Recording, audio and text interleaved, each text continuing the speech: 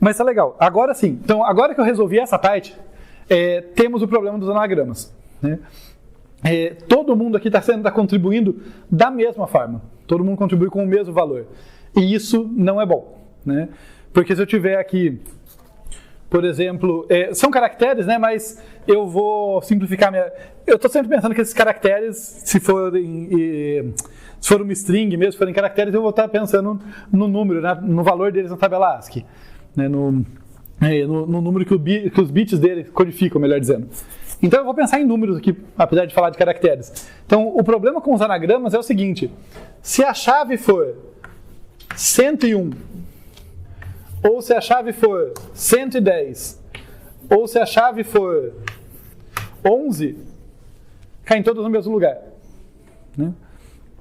Não precisa nem ser espelhado, mesmo qualquer ordem, tá? Qualquer coisa aqui mesmo, a contribuição de todo mundo é a mesma, tá? Alguma sugestão de como atacar essa questão?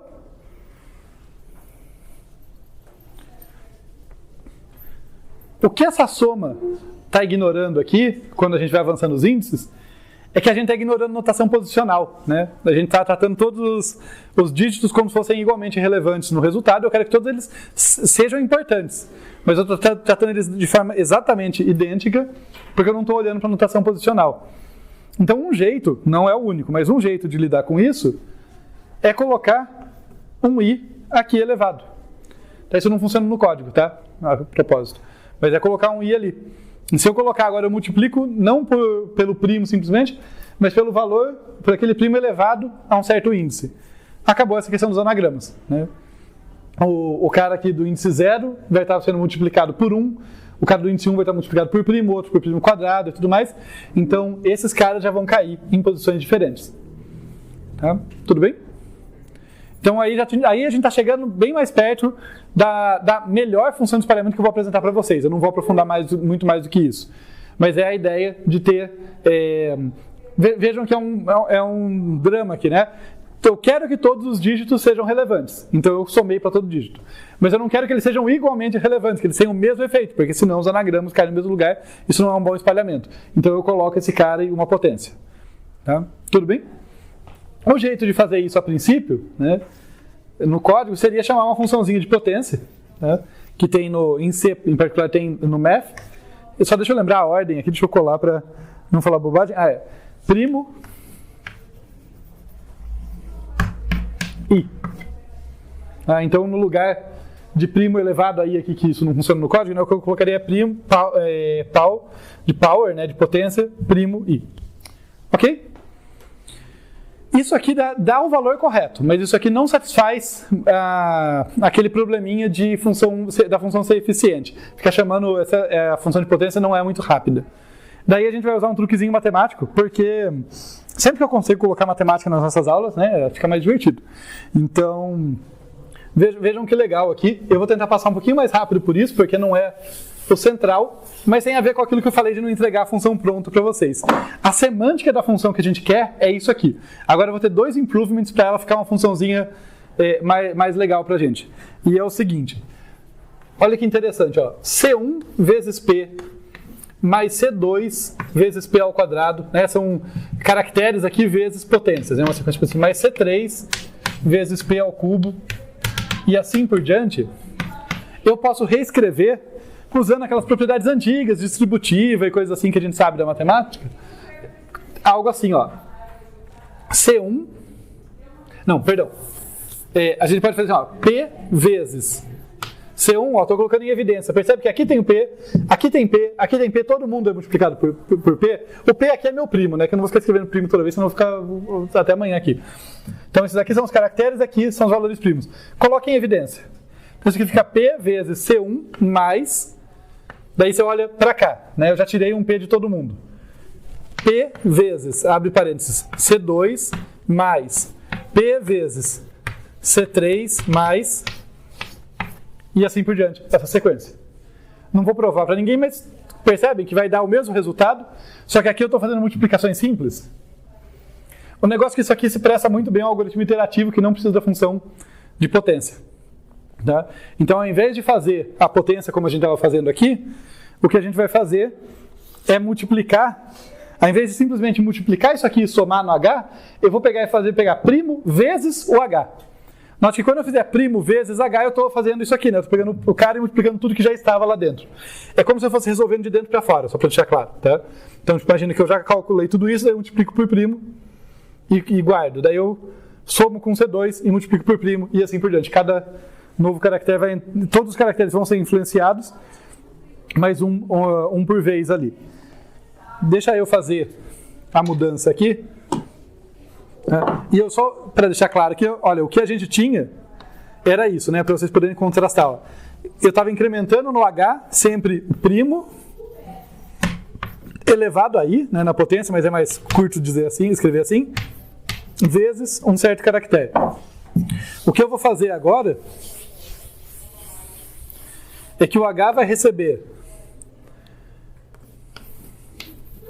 Deixa eu ver se eu não estou errando, mas eu acho que era isso. Deixa eu escrever primeiro e depois eu confiro. Primo vezes H mais C de HI. Deixa eu conferir. Acho que isso aqui também funcionaria, mas eu fiz um pouquinho diferente, perdão. Assim. Não tinha o parênteses ali. Então veja. Eu multiplico todo mundo que já tinha sido acumulado aqui, todo o resultado que já tinha sido acumulado no H, eu multiplico por primo. É essa a ideia do passo aqui. Tipo, imaginem que tudo isso aqui já estava no H. Tá? Ó, tudo que eu estou indicando aqui já estava no H. Vou colocar assim. De dentro para fora. Isso aqui já estava no H. Eu quero dar o próximo passo aqui para ir calculando isso. Eu vou pegar H vezes o primo, e daí soma esse dígito. Mas esse dígito não vai ser multiplicado por primo? Vai, nas iterações subsequentes, né, pelos primos restantes. Tá? Então, no fim, eu vou ter o mesmo resultado dali de cima, ou um resultado equivalente, tá? Em que cada dígito, cada caractere é multiplicado por uma potência diferente. Só que o jeito que eu faço isso é ao longo da iteração com multiplicações simples. Fica um pouco melhor assim. Tudo bem? Essa passagem, eu estou indo mais rápido porque eu me enrolei no início da aula, que estava meio perdido. Mas se vocês olharem com calma, depois tem na nossa de aula, se convençam lá, porque é um artifício matemático para resolver um problema computacional. De assim, olha, eu não quero usar potência, a potência é lenta. Então, usou um recurso matemático só para implementar uma função diferente, mas equivalente. Aqui estamos a um passo da solução. O negócio é o seguinte, aqui tem um risco de erro numérico.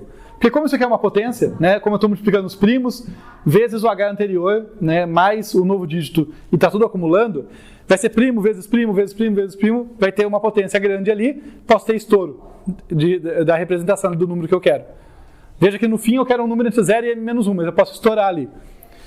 Curiosamente, outro artifício matemático, a gente pode simplesmente fazer isso aqui, ó.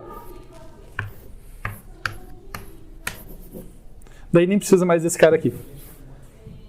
Sempre que eu vou somar aqui, colocar aqui no H, aliás, daí eu até, deixa eu ver como que eu faço. Peraí, tinha um errinho aqui, perdão. Como eu já estava com o H aqui dentro, eu não era somando mais. Era só uma atribuição, né? Era isso que era para estar antes, perdão. Tá? O H estava recebendo o H anterior vezes primo mais o dígito. Já estava, o A mais já estava implícito. Mas eu colocando agora o último passo, coloco esse mod M aqui, esse número nunca cresce mais do que deve. Ele sempre fica entre 0 e m-1. E o bizarro disso isso não altera o resultado, não estraga a distribuição. Tá? Tem uma propriedadezinha matemática que nos salva e nos diz que a gente pode fazer isso. Tá? Eu vou tentar mostrar para vocês muito rapidamente aqui. Deixa eu liberar esse espaço aqui que eu fiz continhas, só para convencer vocês de que eu não estou roubando. Porque é aquela coisa de sempre, né? É legal que a gente entenda, mesmo que num nível intuitivo, por que pode fazer aquilo que a gente está fazendo. Então, ó, na essência, o fato de que eu estou dizendo, olha, eu posso colocar esse mod M aqui, ao invés de fazer no final e dar o mesmo resultado, parte dessa propriedade. Eu vou dizer que, olha, somar antes e daí fazer o mod, dá o mesmo resultado de fazer A mod M mais B mod M, desde que eu coloque um mod no final aqui, tá? Eu já justifico porque esse cara no final. E daí deixa só eu fazer bem rapidamente. Tudo bem, ficou claro aqui qual é o valor que eu estou mostrando, estou falando, olha, eu tô afirmando, olha, dá para mostrar que somar antes, né, antes de fazer o resto, ou fazer o resto primeiro e somar depois, não muda o resultado. É isso que me permite colocar esse cara aqui, tudo bem? Então eu só quero mostrar para vocês, não é uma prova formal, mas de um modo intuitivo, o que está acontecendo aqui, ó. A mais B, aqui, eu vou abrir como múltiplo de M. Então eu vou dizer, olha, o A, eu posso pensar nele como o fator do A vezes M, mais o resto da divisão do A por M. Né? Concorda? Que se eu dado um valor inteiro e um resto, e um valor pelo qual eu estou dividindo, um resto não, um valor pelo qual eu divido, eu posso construir o A desse jeito e falar, olha, ele é um certo inteiro multiplicado por M, mais o que sobrar. Isso é o meu A. Aqui, eu vou ter de modo semelhante o meu B. É um fator B multiplicado por M, mais o resto que sobrar. Acontece que quando a gente abre, eu falei que não é uma prova, mas só para dar intuição, a coisa fica bem evidente, porque olha só, isso aqui é um número, isso aqui, né, é um número inteiro de M's. Isso aqui também é um número inteiro de M's. Quando eu fizer a divisão por M, concordam que isso aqui desaparece e isso aqui desaparece?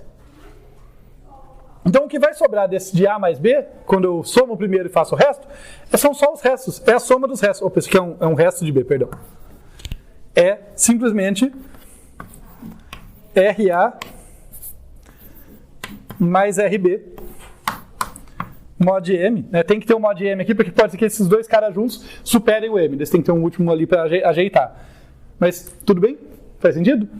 Observem nesse cara aqui, ó. Deixa eu apagar o... Aqui ficou meio poluído, né? Deixa eu apagar o escrito de algoritmos. Desse lado eu tenho A mod M mais B mod M com um mod M no final. Olha o que vai acontecer ali. Deixa eu pegar outra cor para a gente conseguir enxergar. Ó.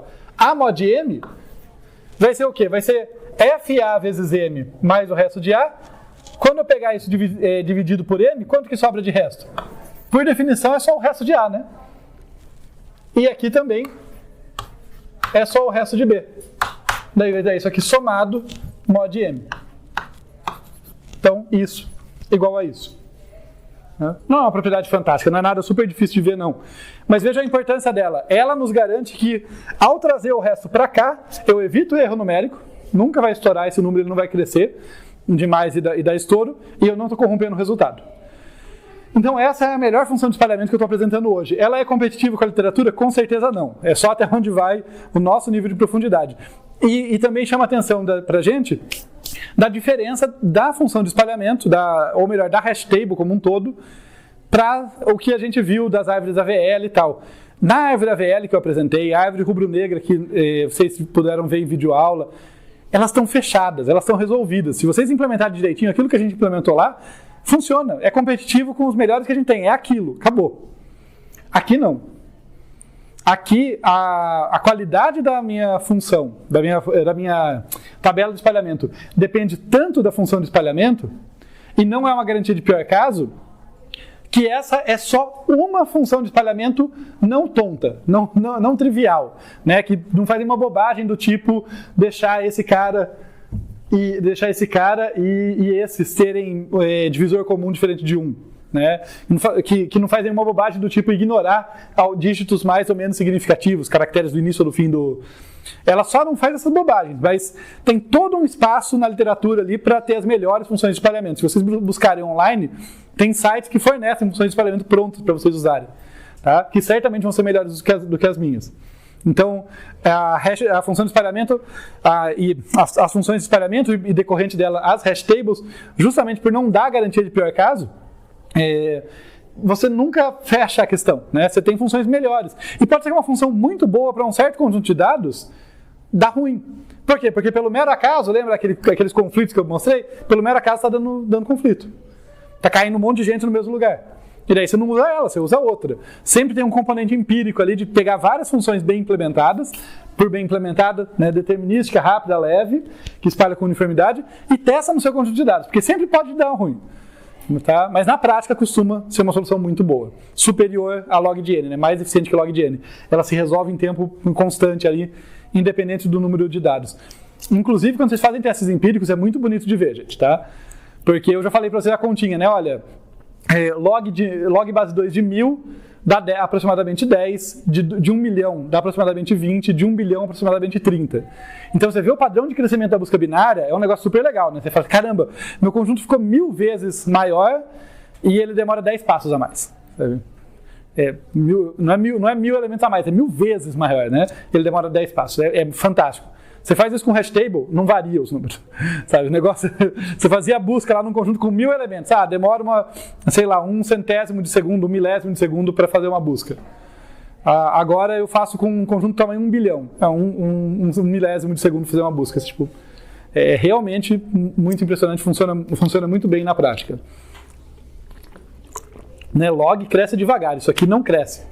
A menos dos casos em que ela dá ruim. É o preço a pagar. Né? Mas em geral ela entrega o que promete. Deixa eu só ver o tempo aqui, gente. Que legal. Eu me embananei um tanto antes, mas... dúvidas? Por favor. Isso daí, a tabela hash, hoje, ela é o melhor que a gente tem? Eu acho que alguma tabela hash é o melhor que a gente tem se a gente está interessado em busca e inserção. Especificamente isso que eu preciso, né? Então umas remoções de vez em quando. Remoção, ela lida um pouquinho pior, a gente vai ver na próxima aula o porquê. Mas busca, inserção e remoção, pode pôr junto ali. Alguma tabela hash deve ser a melhor solução para fazer um índice de um grande conjunto de dados. Né? Essa ressalva, alguma tabela hash, porque é isso, é alguma tabela hash com uma função de espalhamento específica, não é qualquer função de espalhamento que ia dar aquele resultado, mas eu acho que sim.